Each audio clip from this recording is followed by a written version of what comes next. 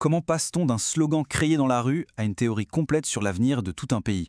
C'est ce qu'on va déplier ensemble aujourd'hui. On va suivre le fil d'une pensée politique bien précise qui part d'un événement à Londres pour, au final, tenter de redéfinir tout le paysage politique.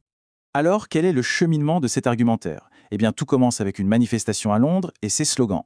Très vite, on va voir comment ces slogans sont interprétés à travers une théorie bien particulière, celle de la colonisation.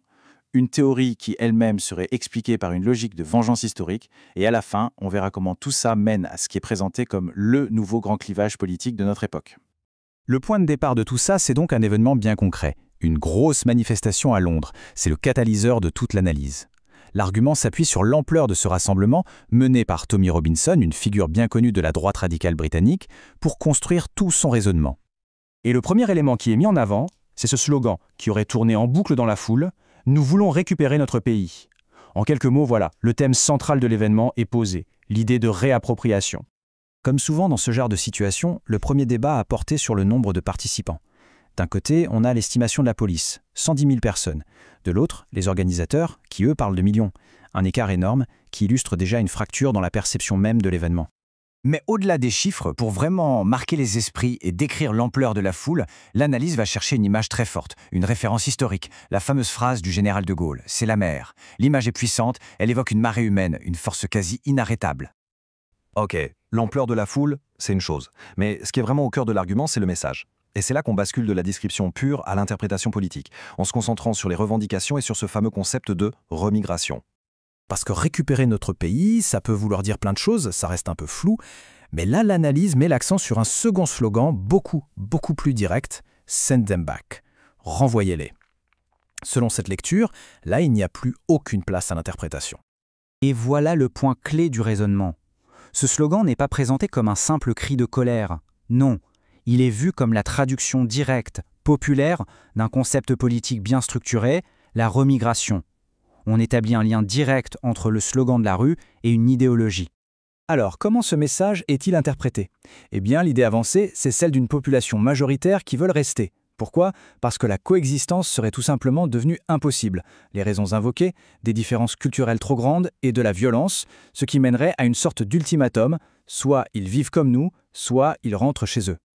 Bon, un slogan, même un concept politique, ça ne suffit pas pour justifier une idée aussi radicale que la remigration. Il faut un cadre plus large, un diagnostic de la situation. Et c'est là qu'entre en jeu une grille de lecture de l'histoire bien particulière, celle de la colonisation. Et là, c'est un vrai changement de vocabulaire qui est proposé. L'idée, c'est d'arrêter de parler d'immigration. On nous dit que le mot juste, le vrai mot pour décrire ce qui se passerait aujourd'hui, ce serait tout autre chose. L'argument est le suivant. Quand de nouvelles populations arrivent, qu'elles gardent leurs coutumes, qu'elles refusent de s'assimiler, et qu'au final, elles finissent par imposer leurs propres règles, eh bien, ce ne serait plus de l'immigration. Ce serait un processus de colonisation. Le parallèle est fait directement avec ce qu'auraient fait les Britanniques en Inde ou les Français en Algérie. Et pour appuyer sur le côté urgent de la situation, un chiffre est mis en avant. 2045. C'est la date à laquelle, selon des projections de chercheurs britanniques qui sont cités, les Britanniques blancs deviendraient une minorité en Angleterre. Ok, donc on a posé le diagnostic, la colonisation. Maintenant, il faut expliquer le conflit qui en découlerait. Et pour ça, l'argumentation va chercher une explication psychologique, une motivation profonde qui serait derrière la violence, la logique de la vengeance. On convoque ici les idées du théoricien Frantz Fanon pour dire en substance que la violence qu'on observerait aujourd'hui n'est pas gratuite, non. Ce serait une forme de vengeance historique, une revanche de l'ancien colonisé sur l'ancien colonisateur. Et pour vraiment illustrer cette idée, une citation choc est utilisée, attribuée à Jean-Paul Sartre, qui résumerait cette logique. Tuer un Européen, c'est faire 2 personnes libres.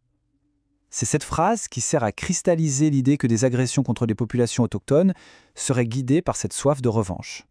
Voilà, on a toutes les pièces du puzzle. La manif, le concept de remigration, la théorie de la colonisation et cette logique de vengeance. La dernière étape, c'est d'assembler tout ça pour arriver à la conclusion politique. Le grand conflit qui divise le pays aurait complètement changé de nature. L'idée qui est avancée, c'est que le vieux clivage gauche-droite sur les questions économiques ou sociales, tout ça serait dépassé. La vraie ligne de fracture, aujourd'hui, elle serait ailleurs. Alors, c'est quoi ce nouveau champ de bataille? Eh bien, c'est un conflit qui est présenté comme purement identitaire. D'un côté, il y aurait son parti, Reconquête, qui incarnerait la nation, et de l'autre, la France insoumise, qui serait dépeinte comme le parti de l'étranger, le parti d'une nouvelle France.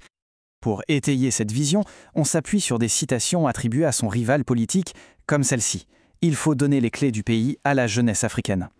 L'objectif est de montrer que le camp d'en face soutiendrait explicitement la création d'un nouveau peuple et d'une nouvelle France.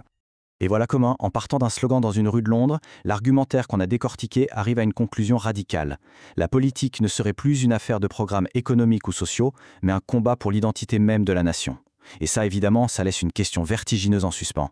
Si ce clivage s'impose, quel avenir pour une société partagée entre ceux qui veulent rester français et ceux qui incarneraient une nouvelle France ?